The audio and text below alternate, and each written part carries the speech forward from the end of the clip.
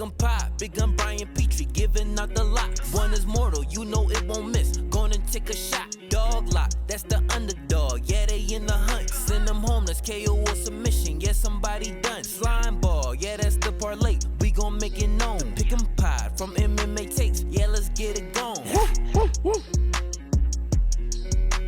What's up? What's up with the what's up? Listen, I need to get into it. Been in a shit mood all day. Woke up on the wrong side of the bed. Woke up feeling a little less than wanting to go to work. Went to work, toughed it out. It's hot as shit. It was like 86 degrees at 6 in the morning. What the fuck we doing? Sweating my balls off. People are pissing me off.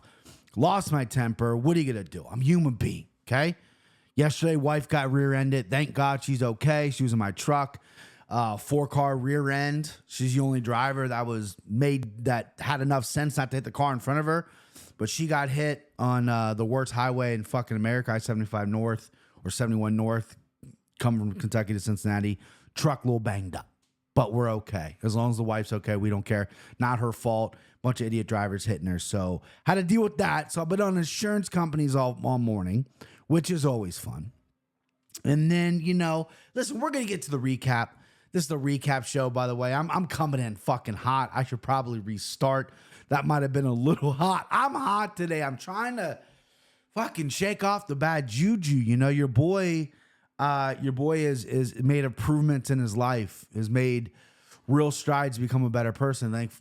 Thankfully, or thanks for the help to my wife and my kids. And I'm not, self-centered like I used to be, but there's still that fucking anger inside of me, right?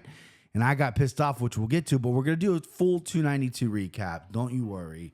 We're going to get into some of the X's and O's and stuff like that, game and recap, all that stuff. But at the top, need to do some laundry at the top, okay? So if you've been on Twitter this morning, I deleted a tweet. I don't like deleting tweets, but I did. I made an announcement. I deleted tweets. So there is a person or people, but I'm pretty sure I know it's just one person, writing bad reviews on the Anakin Florian podcast page on Apple. Now, it bothers me, and I've been over this, so I'm not going to talk your fucking ear off. It bothers me because it's bringing down a show that I care about deeply, because this person, he's going, I love John and Kenny, but Brian sucks, 1 star. Give it 5 stars, because the show's John and Kenny and Ray and Cody works his ass off. And then at the very bottom line, go, Brian sucks, get him off the show. But give it 5 stars. You know what I mean? But the person is getting exactly what they want. They've gotten to me. I'm embarrassed. I've lost this battle of emotions, and and it is what it is. I'm a human being. That's what happens. I brought it up last week. I shared the 3 negative reviews on Twitter. Said, man, this is, I got the biggest fans in the world or whatever. And I did it kind of tongue in cheek, but also, like I just said before, it's not that they're insulting me, that they're taking down the show, right? They're taking down the Anakin Florian show, which I don't want that to happen. And then a bunch of the people that follow me, the people that saw that, my guy Timbo, they rallied up, they reviewed for me.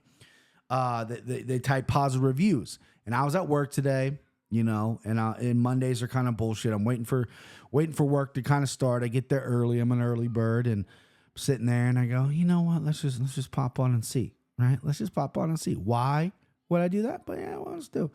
So over the weekend, there was another bad review. Basically, the guy said that I am DMing followers saying to write positive reviews on me. And I lost my shit, right? I lost it, right? Because he gave it 1 star again. He goes, John and Kenny are great, but Brian's DMing followers. He's got a weird, he's a weird behavior or whatever like that. And then I saw red because, because I had a bad morning and I'm a human being and someone's lying about me, right? Again, you're bringing down something I love. So I sent out a tweet with that screenshot on it of the bad review, and I said some immature things like, did I fuck this guy's girlfriend, before I got married? Did I kick the dog shit out of him? Blah, blah, blah. Like, what's this guy's fucking deal? And I said, let's set, just immature, whatever. It was up for maybe 10, 15 minutes. I deleted it, responded saying I was immature. I shouldn't have handled that way. I got angry, yada, yada. And then I think the guy who wrote it exposed himself in, whatever. But I'm embarrassed by my actions. I'm embarrassed how I reacted. Essentially, they think and this has been told to me by some people who like to comment negative things, that, oh, I'm a public figure, I'm on a podcast, I have a little bit of a name, I should be able to take criticism. Oh yeah, that's fine. Criticize me all you want. If you don't like me, you don't like my vibe, you don't like whatever about me, you don't like my fat face, voice, whatever, cool, right? Cool. But that person is taking down a show that a lot of people care about, or trying to at least tank the rankings or ratings, excuse me, on Apple Podcasts. And that's not cool. And then you're just flat out lying about me. It's like, at some point, as a man, as a person, as someone who is trying to learn to turn the other cheek, it's like, okay, well, how long can I just let this person just blatantly lie without me saying something, right? You know what I mean? And that is the internet world, right? I have a good idea who it is, but, I don't know for sure. That person will never admit it, but it is what it is. And, when I posted that last week, the negative reviews, everyone rallied around me and I loved it, right? I'm not gonna lie to you. I love the positive affirmation that people are giving me. I felt a little low. I felt like, oh man, John's gonna see this and he's gonna, because he cares so much deeply about the show, it's gonna piss John off. I was like, my thoughts are running crazy. And so that was, I needed that, right? And I thought that was cool. And then today when I posted, I felt like maybe I was trying to get another itch. I was trying to get another round of compliments headed towards my way by you know what I mean? But it truly wasn't that. It was me just losing focus and losing my temper and posting something that really just didn't need to be posted. It could be just ignored. Again, it's really hard for me to ignore things. As a human, as a fucking man, I don't ignore things in the real world. If someone says something to me, what was that? You know what I mean? I don't turn the other cheek in the real world, but I do understand online it's a lot different, because you got a lot of cowards out there, you got a lot of pussies, you got a lot of people just, try and tear you down. And it is what it is. But man, yeah, I lost my temper this morning, boys. It doesn't happen often, but it happened. And I am embarrassed by it. I regret it. Again, I'm not asking for you to hit the comments like, oh, BP, don't worry, we got your back. The people that support me, you guys that support me, that watch this show, that have hit me up on Twitter and everything like that, you guys are incredible. You guys have constantly showered me with compliments, and you've done enough. I don't need that. I don't need you guys to keep telling me how great I am or anything like that. Because it feels like I keep complaining about the haters, wanting the people to come, suck on my dick a little bit. You know what I mean? He's like, oh, this guy's hating on me, and I'm crying about it. And then in turn, I want the compliments, right? That's not what this is about. This is me just trying to express myself. And every single person that's ever said anything positive about me on the DMs or on Twitter, and they follow me and they watch the show, they watch Anik and Florian, they're a positive impact on life. It's amazing. Thank you so much for doing that. Apparently, we got some bad eggs out there, but I always say, the news stories that always get put on top of, the top headline of a news is always a negative article or negative story. It's never like a great positive story, very rarely.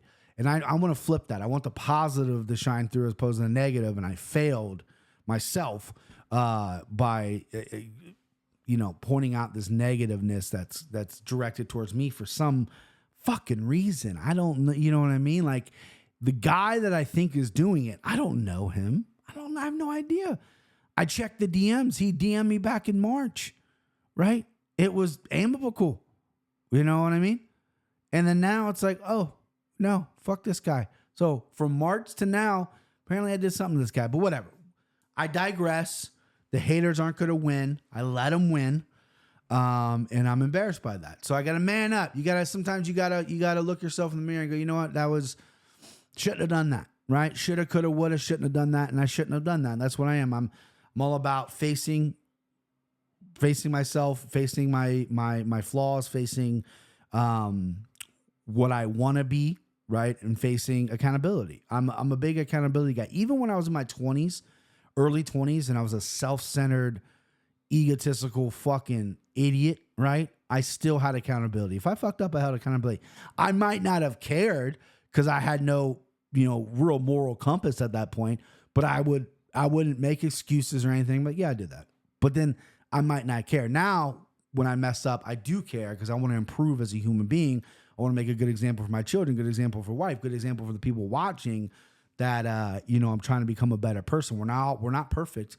We all got to fucking strive to be, you know, to be better. I don't know if you ever achieve perfect, but you can strive to be fucking better. And that's kind of been the past. I mean, since I had kids, really 6 years now. I mean, since my wife got pregnant, I guess it's been 7, but, yeah, I just been trying to get better as a human being because I wasn't so great in my early 20s. And that's why I always say, some people go, aren't you mad that you didn't start the podcast earlier? Because I'm getting a little bit of success right now.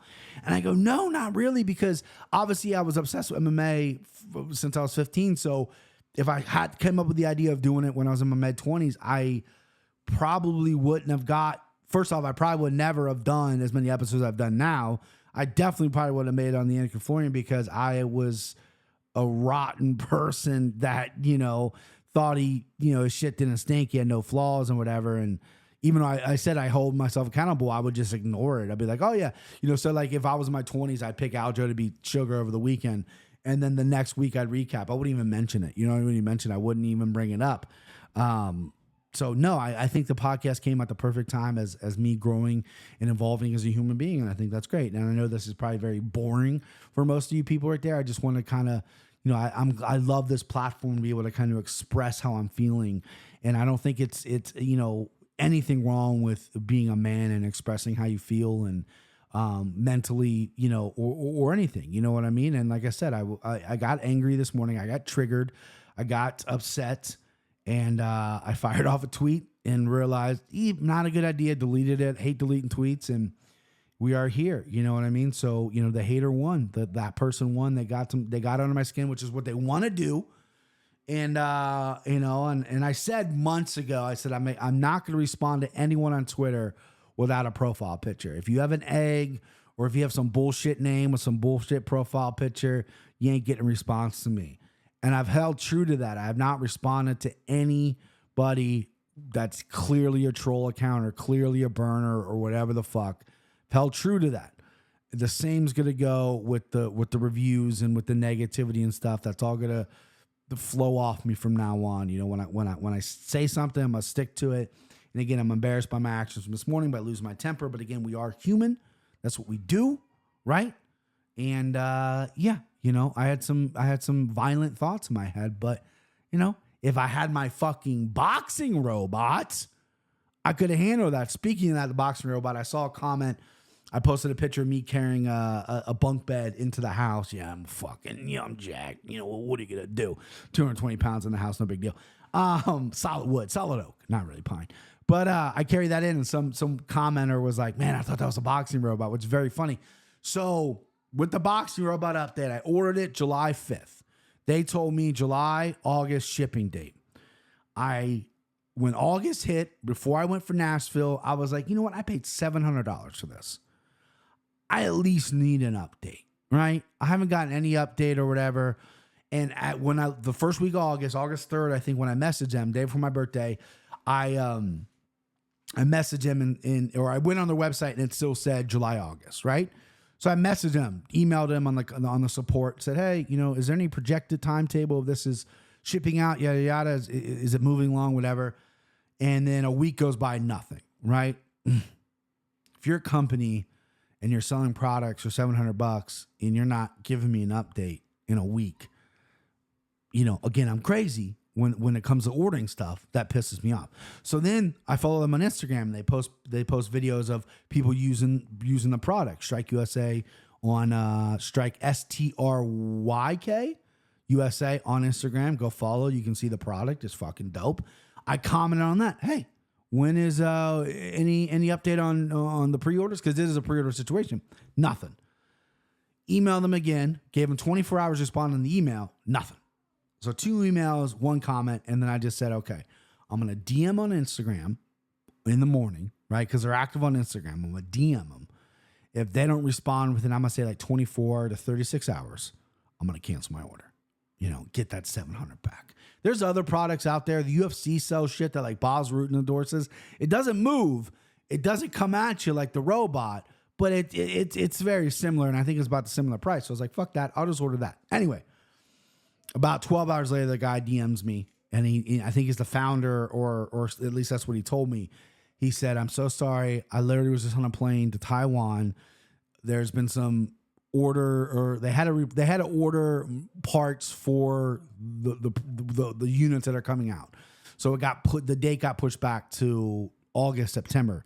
He said, "Hey, listen, give me your order number. If we get the very first one we get in with the parts, we'll ship it right out to you, I promise." So super nice guy. Got an email. Finally, they emailed me today and said now late September is when we're going to get it. So trying to be patient. If they push from September, because I know it's not their problem, manufacturing, production, all that stuff, that all happens. There's a bunch of people involved. But if it gets pushed from late December, I think I got to get that money back and go with something else. But I don't want to, because the strike robot, get that fucking head, get that fucking head movement in there. I need it. So that's the update on the strike robot. And another thing too, before I forget, because I'm fucking terrible at this, I have to shout out an awesome guy on Instagram, and I want to get everything right here. So I put up a video of me doing the Immaculate Grid on NFL, perfect score, no big deal. And I said, "Hey, give me an MMA one. I need an MMA one." This beautiful soul, this beautiful man, Jackson Nazos, and I'm hoping I'm pronouncing your name right. Jackson Nazos and that's his handle on Instagram as well. Jackson Nazos. I follow him on Instagram. Give him a follow. He said, "Hey, bro, I think I can probably create you one of those." So he sent me over 2 of the, I think he did it in PowerPoint, or he did it in, something that I don't know, right? This guy made me MMA grids. I think there's multiple of them. I think there's more than one. So I'm doing the recap now, and then I'm going to be posting. Pick'ems are going to be this week, obviously, and then I'm going to be posting a video, probably to YouTube, or excuse me, to just Instagram or Twitter, of me doing the MMA grid. But shout out Jackson Nazos for making those. He sent them over last week. I haven't had a time to do them. I don't want to look at them because I don't want to look, cheat and look up the answers and like that. But he sent them over. I clicked on them, make sure they work with Google Slides, exit out immediately. So shout out Jackson. That's fucking cool. Thank you for doing that. You didn't have to do that. That was fucking dope, man. So I really, really appreciate that. So big shout out to Jackson. And let's get to UFC 292. Woo! All right. Locks. 2 for 3. Hit my send him home on Gregory Rodriguez. Missed my dog lock on Pedro Munoz. And then hit my mortal lock on Brad Katona. Slime ball parlay plus 179 went down the drain. Katona hit. Gregory Rodriguez hit. Aljamain Sterling did not hit. Green Hammer, baby. We're fucking back, baby. I really wanted that Green Hammer. God damn it, I wanted it. We got it. I thought they set the line over 1.5. I thought that was stealing money at minus 130. Green Hammer, Mearskart, Petrovsky over 1.5, minus 130. That's stealing money. Down on the night though, I got a little too cocky with my slime ball. I really like the slime ball this week. Plus 179 is right, like a sweet spot. I thought Rodriguez, there's no way he's losing. I thought Katona was going to cruise. Very good fight, by the way, but I thought he'd cruise. I thought Aljo was going to win, and Aljo obviously came up a little short, and that's where I start. Aljo versus Sean O'Malley. Woo! So I'm I'm wearing the Longo shirt. My guy, Ray Longo, right there, that beautiful tan man. Oh, I'm backwards here. This is the hardest thing I've ever done. Yeah, there he is. The beautiful tan man, Ray Longo, who I am proud enough and honored enough to call a friend, is getting surgery this week. So that's why I wear this shirt. Check out the Anakin Florian. He was phenomenal on the Anakin Florian last night. 2 of his guys fought and lost, and he was open and honest. And he's the best. He's the fucking best. You know what I mean? Anyway, I'm in a predicament here, right? So I picked Aljamain Sterling. I am a Sugar Sean fan. Again, I own his merch. I have group chat messages with Timbo, Christian, and then when Devin was in it forever ago, I have said Sugar's gonna be champ. I got laughed out of the group chat. I thought he was skilled enough, and continue to think he's skilled enough to be champion. Right? His stand-up is phenomenal, guys. It's good. He gets slept on a little bit because of the way he looks and whatever like that, but it's fucking good. So Sugar has been my guy. I've never picked against him the entire time I've picked podcasts. I've never picked against him except the Aljo fight. And I didn't do that because I'm friends with Ray, and I'm kind of, he's on the podcast with Anakin Florian, and, Sarah Longo there's a bunch of guys over there that I really respect and like, and I know a couple of them. But I really thought Aljo was going to win that fight just based on stylistic matchup. I thought he was going to win. I thought the wrestling was going to prevail. I thought if he took it to the ground, it was over. And Aljo didn't fight the best fight in the world. I'm going to be honest with you. He fought a little rushed, a little sloppy, I don't know if he took him lightly, but he definitely thought like, okay, I can stand with this guy and then I can take him down whenever I want. But when he tried to take him down, he couldn't take him down. And then he started rushing and then you leave your chin out there and you got a fucking sharpshooter and Sean O'Malley. So I can't gloat. I can't gloat in my group chat. Christian, who, big part of the show, he texted us, I think, Friday night or maybe even Thursday, because we didn't get to do the podcast like last week together, unfortunately. My fault. He said, Sugar Sean's my lock. A big dog price, my lock, and he is not a Sugar Sean fan. He felt it in his bones. He felt something was going to win, so props to Christian from calling that. So I can't. Christian's gloating right now. Christian's going, yeah, I fucking told you. See, idiot? Look, I'm the sharp. I told you. And I want to be like, check the tapes, because I've been saying that, but I can't because I picked Aljo. So I'm at a hard, there's a road there. And again, I think Aljo in a rematch will obviously do a lot better if they rematch. I think he needs to take some time. This was kind of a rushed event for 15 weeks after going 5 hard rounds with Cejudo, getting banged up. These camps, what they put on your body is not easy. And getting rushed back in there, a fight that he didn't want to take, a fight that he wanted to take, but not the time that he took to take it. Does that make sense? What am I saying? Did my brain break? What's going on? He didn't want to fight in August. Let's just put it that way. Anyway, the UFC said, "Oh, you're fighting in August. We can need a main event for Boston." Amazing crowd, by the way, Boston.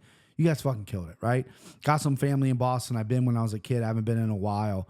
But, man, you guys, the crowd was amazing. I heard very little boos, big pops. Wyman got a pop for being a, New Yorker. I know Aljo got booed, which I don't love, but the crowd was fucking on point. Shout out Boston. That was incredible. But as far as Sean goes, man, listen, this is a guy that it's weird that I relate to him, that I like him, right? Because usually you find fighters that you kind of relate to like, right? Like you can't, like I just don't pick the best fighters in the world to like them so I can always be right? I'm not a bandwagoner guy. O'Malley, I think I relate to him not because he smokes weed, because I don't smoke weed. He plays a ton of video games. I don't play really video games. He dyes his hair pink. He listens to Kasha 6ix9ine. I don't do any of that shit, right? But I think what I relate to him is he's a little unassuming. People look at him and smokes weed. He colors his hair. He's a skinny little guy. This dude can't fight, but he can fight. They look at me and they go, oh, this guy's a fucking 15-year-old kid, fat. He can't fight. But I got a little fight me. You know what I mean? So I think I relate to him on that aspect, and the fact that he's just goddamn good. His stand-up is great. Surprised he stopped the takedowns when he did. I think 2 or 3 takedown attempts. One, Aljo really went for it. He fought the opposite hand really well, got his leg out there, and then that was in the second round. And then 30 seconds to a minute later is when Aljo got caught rushing in with that sniper of a right hand. I thought that's obviously a huge win for O'Malley. He came in a little injured, as with the ribs. It looked to me he was a little nervous walking out, but it was like a composed, nervous energy. You're walking out, you're fighting a cage, biggest fight of your life, you're going to be nervous. But he seemed composed. That was his first main event as well. The crowd loved him. I feel like he's maximizing his opportunity as being champ. I think he has a huge fan base already that is now going to grow. I love the call out of Cheeto. Him and Cheeto in December. Cheeto is a fucking warhorse. Even if he got injured, he'll take that fight. Sean with the ribs, rest up a little bit because that's all you can do with the ribs, and then take the fight in December. That's what he called for in Vegas. And blown away. My buddy Steve was over. Our hands were on our head like this. Like we couldn't believe it. He's a Sean O'Malley fan as well. But we both picked Aljo just because stylistically, and we're like, what the fuck just happened? What the fuck just happened? That was, I think, what a lot of people's reactions were, and totally warranted reaction because, man, just I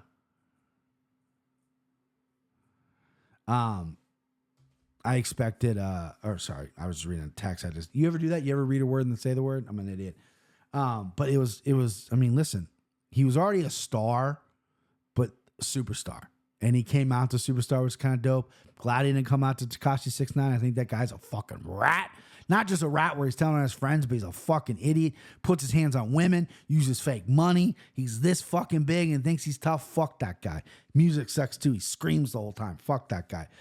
So Sean, get away from that guy. But I think this was a dope performance by Sean O'Malley. Unbelievable performance. Aljo, argument, best bantamweight of all time. I mean, a lot of people think it's not an argument. John asked me, and I said Cruz. John, best friends with Cruz, thinks it's Aljo. Aljo has a resume. You just knocked off one of the best. You made a great call out. You look phenomenal. And, everything's coming up Sugar Sean O'Malley right now. So I'm happy for him. I'm happy for the guy. I'm happy for MMA as a sport because I think he's going to, push some envelopes and get some people there and really sell some tickets and put some eyeballs on the sport, which is my ultimate goal. You want eyeballs on this sport. Zhang Wale Zhong versus Amanda Lemos. Listen, Zhong, what's her name? Weili. I'm going to mispronounce her name 10 different times. A fucking incredible performance. Domination, right? Every round, in my opinion, could have been a fucking 10-8. She destroyed, strong, powerful. She took a couple right hands, too. She walked into at least 2. Chin for days. On the ground, just beating the shit out of Lemos. Lemos got heart for days, did not want to quit. Weili's got fucking goddamn cardio for weeks. Unbelievable. And she's just adorable. It seems like such a sweet person. And there's not many 2-time champions in the UFC, right? She's a 2-time champion that get better, right? 2-time champions are usually like, this is my game. This is what I'm bringing to the table. Fucking beat it. She goes, no. I'm going to get better. And she is unbelievable. I can't wait to see who she fights next. I think there's a Twitter question. I'll answer that after I recap the card. But unbelievable 5-star performance by Weili Zhang. Just masterpiece. Ian Gary versus Neil Magny. This fight. So I wanted a finish from Ian Gary. I'm an Ian Gary supporter. I picked Neil Magny because the line was incredibly high. And this is a situation where you're like, did Neil Magny fight bad or is Ian Gary that good? I'm leaning towards Ian Gary is that good. Neil Magny didn't have the best performance. He's coming on short notice, yada, yada. Didn't look good in the clinch. Didn't really go for many takedowns. But Ian Gary shut him down completely. Leg kicks were powerful. Distance was great. Hands were great. Looked strong in the clinch. So again, I picked Neil Magny, so I can't gloat. I do like Ian Gary. I've said positive things on the podcast about him. I think he is going to be. Kenny doesn't know if he's a top 5 talent, championship talent. I think he is. I think Wonder Boy is a wonderful fight for him. It's a great call by Ian Gary. But if I'm being negative and I'm being nitpicky, I would have liked to see a finish. You had a one-legged fighter on short notice, and only the elite finished Neil Magny. I think you go out there and you put an exclamation point on this fight and you take him out. You tried, but in the 3rd round where you were rallying and his leg is toast and you're putting hands on his head, you're finally finding his head, you clinched and took him down. And then you got side control, but then Neil got half guard and then it was like 40 seconds left. All right, he's not getting the finish. My buddy who I watched the fights with was holding an Ian Gary 3rd round ticket. So that was tough because I thought he was getting out of there. Put him on his butt several times. Keith Peterson, no nonsense, was watching pretty close every time Neil got chopped down. But I'm a believer in Ian Gary. I want to see the Wonder Boy fight. I want to see him fight some of these guys at 170. 170, again, I've been saying it for months. 170 is becoming a Shark Tank with some real fucking dudes and real exciting motherfuckers. Jack Della Maddalena, 3-name Jack, stud, getting Kevin Holland next. Shavkat Ramonov could fight for the title and possibly win it. Stud. Hamzat Chimaev, probably not going to be at 170 anymore, but he pops down. Stud. You still got Leon Edwards, who's in his prime as champion. Kamaru Usman, he's still a tough out for anybody, but the knees worry me a little bit. I love Kamaru, but the knees worry me a little bit. If he can't wrestle anybody, the stand-up just not quite there. The speed's just not quite there, but still a tough out for anybody. 170 is fucking stacked. Yeah, Kevin Holland doing good things at 170 as well. see how he fares against Jackie D. 170 is fucking stacked. I can't wait. Wonder Boy versus Ian Gary, striker versus striker. Not many people have outstruck Wonder Boy. It just doesn't happen much. I mean, he was beating the piss out of Anthony Pettis before he got knocked out. Like, Wonder Boy is a legit dude, and I would love to see that Ian Gary fight. So Ian Gary looked good. I just played Neil Magny because of the number. It was a number play, and it failed me. So what are you gonna do? Chino versus Pedro Munoz. A lot of people thought Pedro was up 2. So on Twitter, I had it 1-1 going into the third. Very close. And then Cheetah won the third. Some people I saw had Pedro up 2 rounds and thought Pedro might have snuck this one out. I have no problem with the decision. It was very, very close. But 30-27 is a little much there. But again, you're splitting hairs at this point when it's a close fight. I thought Cheeto did enough. I thought he landed the harder shots. he doesn't have a mark on his face. Pedro was wearing at the end of the fight. Damage is the number one criteria. Cheeto was landing some good shots. I thought it wasn't his best performance, Cheeto, that is. I thought his hands looked pretty good. He was throwing some unique kicks, but which is cool, but you're not going to catch a guy like Pedro in that. I wish Pedro would have grappled a little more. But listen, Cheeto and Sean got that already built in. Run in December. Take my money. Let's go. Mario Batista versus Damone Blackshear. Listen, tough call up for both these guys. Both awkward fighters. Mario Batista was supposed to get his career highlight against Cody Garbrandt. Cody pulled out for, getting a tattoo again or something like that. I don't know. Now, shout out Cody Garbrandt, Ohio's own. I'm not going to shit on Cody, but he pulled out, and you got Damone Blackshear coming a week off of a twister. Looked good. Some people thought he was up 2 rounds. Very close fight. Very admirable performance. I hope he got paid out of the ass. Wasn't the most exciting fight, but taking this fight on short notice, a week after cutting weight, a week after getting that twister bonus, give the guy another bonus for taking a stud on in Batista, who I thought looked pretty good, considering how tough of a matchup it was. Thought he was slowing down a little bit in the fight, and then he got like a second win, which I really like seeing. The one thing about Batista, though, is earlier in his UFC career, there was a little bit of a chin problem. So I want to see him against a guy that can maybe test his chin a little bit, but other than that, no complaints. He looked good. He adapted to Damone, who's a tough out for anyone. You're not going to finish that guy. If you do, it's not going to be fucking easy. So props to both those guys for stepping up and making a fight happen. They both got paid. Hopefully they both got paid a little extra as well. Chris Weidman's Brad Tavares. I was on Weidman here. Listen, I thought Weidman was going to wrestle him. Someone said in the comments on the Yank and Florian, they're like, yeah, this is Brian's analysis. Brad Tavares is great takedown defense. I think Chris is going to take him down. And I rewatched it back, and I exactly said that. What I meant to say was Chris has a tendency to take down everybody. I mean, he took down Yoel Romero. He has good wrestling. But Brad Tavares, 80% takedown defense, looked unstoppable, looked like he wasn't going to take down. I actually really like this fight for Weidman. I'm not going to retire Weidman. I know Dana wants to retire Weidman. I think Weidman just came out and said, hey, I still want to fight, right? This is a guy who's coming a 2.5-year layoff with a completely reconstructed leg. His bone popped through his skin. He had multiple surgeries. He had infections. Mentally getting over that hurdle of that thing in your leg, the comeback to get your legs chopped out where he's switching to southpaw, and then he's getting the lead leg, his right leg, the damaged leg kicked off, doesn't know which way to go. He's making a ton of money just to show he could have easily taken the easy way out. Second round, midway through, his legs are gone, right? He knows that his legs hurting him. Tavares fighting a great game plan, and Weidman just starts talking. He was saying, oh, you're kicking my leg, you're kicking my... Start going after Tavares, landing some good shots with the hands. This fight would have been different if Chris could have got some takedowns, I think, but obviously Tavares was prepared. I was underestimating Tavares' great takedown defense, even though I alluded to it. I think the plus number shined in the fact that I do like Chris Weidman. I think those hampered my handicap. There you go. You can say that, right? Yeah, I fucking said it. I think that, wasn't probably the best play. I did have money on Chris Weidman. What are you going to do? Had a little money on him by submission as well. I thought if he took Tavares down, he's going to catch a neck. I did. But listen, I love that fight, and I love the class after the fight. Listen, I love the shit talk. I love when two guys don't like each other. Speaking of that, I didn't love how Ian Gary flipped off Neil Magny, after the fight.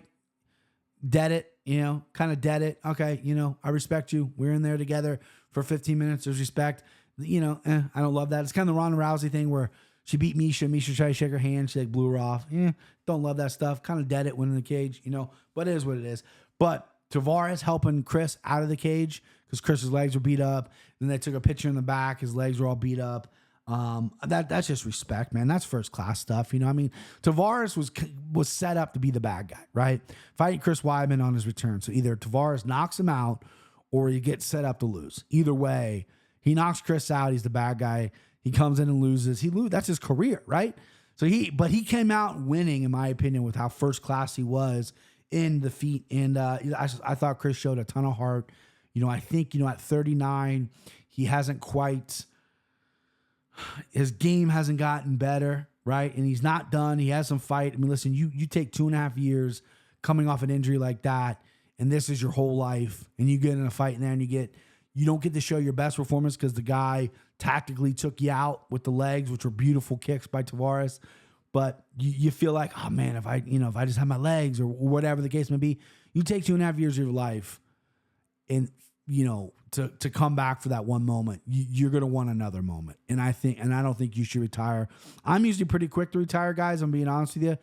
I don't think Chris is in the position to fight for a title anytime soon or anything like that. But I do think you throw him in New York, you throw him in Long Island if they ever go back. And I think there's some good spots for him out there at 185. And I think there's a lot of fight left in him. Again, I just to fight him coming back is dope. I'm not going to be negative towards Weidman. I love the first classness of really both guys, but more so Brad Tavares just being an absolute fucking gentleman. Kurt Hurlbut versus Austin Hubbard. Thought this fight was going to be boring. Kurt Hurlbut, I was rooting for Kurt Hurlbut to win. I picked Hubbard. Hubbard, not my style fighter. He's not really good at everything, or he's not great at everything, but he's kind of good at everything. So he doesn't get a lot of finishes. He kind of grinds you out. Hurlbut laying at great right hands, great submissions. He was 0-4 in the UFC. He's 35, 36 years old. Finally got the contract. Finally got a UFC win. Won the Ultimate Fighter. So happy for him. And then Brad Katona versus Cody Gibson. Cody got a contract as well. And Katona and them just actually went to war. Katona's my mortal lock. Put a little money on him. Put a little money on him by submission. Didn't wrestle. The guy goes, "No, I'm going to stand up. I'm going to stand up with him the entire time." And I started getting a little worried because Cody's pressure was getting into him. But then Cody just took a little step off the gas, and Brad just has unlimited gas and started finding his shots. And man, what a great fight. What a great story for Cody Gibson. I think he is a history teacher in high school and never gave up on his dream to be in the UFC, got a contract, got $50K, and put on a hell of a performance. That was great. That was one of the best tough finale fights I've seen in a long time. I'm not going to compare it to Stefan in Force because that's just a whole special category, but it was fucking fun. Fight that could have been a little dry on paper with Brad just maybe wrestling the whole time, but he went for maybe 1 or 2 takedowns, kind of gave up and just stood up and beat him standing and broke his fucking eye socket. Great fight. Yeah, that was dope. Both tough fights were great for considering it was a little bit of a lackluster season in my opinion. Besides Jason Knight, Kurt Hurlbut was an insane fight. Maybe one of the best tough fights ever. Green Hammer, Cash Petrosky over GM3 over 1.5. I love it. Petrosky, this is Bo Nichols' food. This is what it is, man. I picked GM3 plus money, close fight. I think Petrosky did win. I'm not going to claim robbery here. I saw some people thought GM3 won or whatever. Maybe if you're getting a real loosey-goosey scorecard, I thought Petrosky won here. But listen, Petrosky's going around saying, I'm the best grappler in this division. Give me Bo Nickel. Give me this. Give me that. He's a ripped up dude. He's got those muscles, but that's Bo Nickel's food, man. Bo Nickel eats that dude in round 1. Guarantee it. Put money on it. Let go. Bo Nickel is probably going to fight Petrosky next, in my opinion. I think the UFC needs to make that happen. I think that is a good fight, really, for both of them. Because Petrosky, what do you have to lose? You out there, you got more MMA miles than him. You got the grappling experience, right? The wrestling experience, because the grappling experience. Maybe you can catch Bo in something, but you ain't gonna because you're his food, my guy. Then we got Andrea Lee versus Natalia Silva. Natalia Silva looked great. Andrea Lee showed toughness, showed cardio. Silva looked great. Karine Silva looked even better. Kicking the night off with 2 Silva winners. Went 6-5 on my picks. Again, 2-3 on my locks. Slime ball parlay. Went down the drain. But we hit the green hammer. We did the green hammer down on the night. I wish I would have had my units down on the night. I believe it's 2.1, 0.3 or some shit like that. I think I'm down like $213 or something on the night if memory serves. So we got some work to do for this upcoming weekend. So I sent out a tweet about anybody wanted me to talk about something on the podcast. Did it kind of like right before I hopped on. So there's only, people have lives. There's only so much that they go. So Hector Zeroni, what's his actual handle? That wounded one. This is a guy who is a great follower on Twitter. I'd like to hear your opinions on the judging They got the right guy winning every time, but I feel like they were just giving 30-27s where they weren't supposed to be given. Yeah, I mean, listen, there's some of the 30-27 surprised me for sure, but as long as they get the right guy to win, I guess I'm not super surprised or upset with 30-27s. I definitely have tweeted out before, like, no way that fight's 30-27 because I'm usually on the losing end of it. But I really feel like the judges did okay this week. I feel like they got all the right fights, and there were some close ones, right? I mean, Munoz Cheetah was close. Damone Blackshirt Batista was very close, and then GM3 Petrosky was very close as well. But I think they got the right ones to win. 30-27, those scorecards maybe were a little outrageous, but as long as the right person won, I guess I can't complain too bad. And that's saying something because MMA judging's so bad that I'm not complaining of an egregious scorecard like 30-27 where it happens. But as long as they get the right guy right, you know what I mean? I'm not too worried about it. Yeti San MMA, another great follow on Twitter. What's the next step for Gary? Wonderboy turned him down. So I think the winner of JDM and Holland would be a great match for him. That'd be basically next to each other in the rankings, another striker. Yeah, I was thinking the same thing. That's a great point by Yeti San MMA. I think Holland would have been a great matchup if Holland didn't book JDM. I think Jack Della and Ian Gary maybe want to avoid each other just until they get to the top 5. But the UFC I thought they were going to do the same thing with Macy Barb, Marina Maverick, two up-and-coming female fighters, but then they put them together really quick. So they might do that because there's going to be a little bit of a logjam at 170. And listen, I think Ian Gary is a fantastic fighter. I think him and Kevin Holland, the build-up would be phenomenal. I think that'd be a great fight in Dublin. I think they're trying to get Ian Gary to fight in MSG. I think he said he's healthy, ready to go. Holland's a guy that would turn around real fucking quick after the JDM fight, which I think is in September. I think he's going out to Sydney. Is that right? Could be wrong about that. But Holland's the type of guy that goes, fuck it. I'll turn around and fight September. I'll fight November. I'll fight whenever. As long as you pay him, right? But I want to see how he does against JDM. But I think Holland Gary next year. So if he doesn't get Wonderboy in MSG and he gets another kind of lower ranked guy, like a Sean Brady would be fun for Ian Gary to really test his mettle for the grappling. Or I think you go Ian Gary, Kevin Holland, main event Dublin with that trash talk over there in that crowd for the Irish. Woo! Getting just rocked up thinking about it. You know what I mean? Your boys just rocked up thinking about it. That's a great main event. There's a lot of moving parts at 170 for Ian Gary. But yeah, I think you got to go. Wonderboy turned him down, I think, on short notice. But Wonderboy can't keep turning down fights. Ian Gary is going to be the best fight you want. I think Wonderboy has said, I want to fight for the title. He wants to avoid the grapplers. Fine. Ian Gary ain't going to take you down, bro. Ian Gary's going to strike with it. Ian Gary, Wonderboy, MSG is what I would do. And then regardless of Holland, JDM outcome, Jackie D, throw him in Dublin and just watch that place go nuts with the build-up. That's fun. That's fun stuff right there. But I think the sky's the limit for Ian Gary. Homeless. I'm not making fun of this guy. That's his name on Twitter. Homeless962. Talk about what's next. Waleed was Tatiana. Waleed was Yan Shannon. So, I mean, Yan Shannon is definitely she's put in the work. She's probably up next. But man, I kind of want to see Tatiana. I think Tatiana's special. I think she's a stud. I think she's only getting better. And after watching Whaley just absolute dominate Lemos in the grappling, I'm really curious how she would handle a girl like Tatiana, who's is the fucking best grappler in that division. But man, China versus China in China would be fun. I think someone said, I think a reporter, don't hold me to this, said, because they do Brazil versus Brazil in Brazil all the time. I think a reporter said that, like, they don't want to do China versus China in China. I don't know if China is not with it or the UFC doesn't want to do that. I think that would be a fucking mega fight. 2 Chinese fighters main eventing in China would be absolutely historic, I think, right?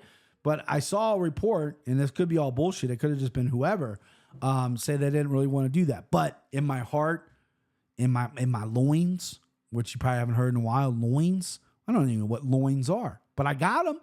And my loins are telling me Tatiana Suarez. I think she's been out for so long.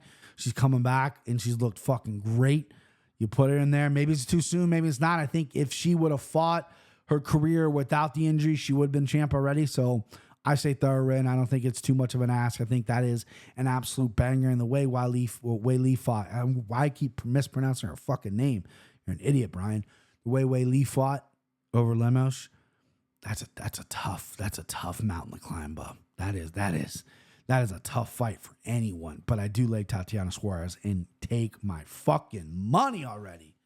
Woo! All right. Thank you, Twitter. Thank you for all the Twitter questions. There's only 3 of them. Again, did it kind of last minute. You guys are the best. Subscribe to the podcast. And follow me on Brian Petrie MMA on all social medias. Again, tomorrow I'll probably post on the social medias. I'm going to do the MMA grid that Jackson made me. I'm so excited for that. That's super cool. And then Pick'ems Wednesday or Thursday, probably not live. I'm going to pre-record them, unfortunately, but Wednesday or Thursday for the Pick'ems, I think, right? We got a nice little EA AM card, 5 a.m. club. What's up, 5 a.m. club? Your boy wakes up at 5 a.m. every day. I'll be up 5 a.m. on Saturday for those prelims. Main card at 8, Max Holloway Zombie, John Anakin Kenny Floor. Boom. Let me do that again. Take 2. Anakin Florian podcast. We already did some picks for that. Go subscribe to that, which I'm sure most of you are already. That's why you're here. Blah, blah, blah, blah, blah. Yeah, that's it. You guys are the best. Let's have a week. Let's have a week, boys. All right.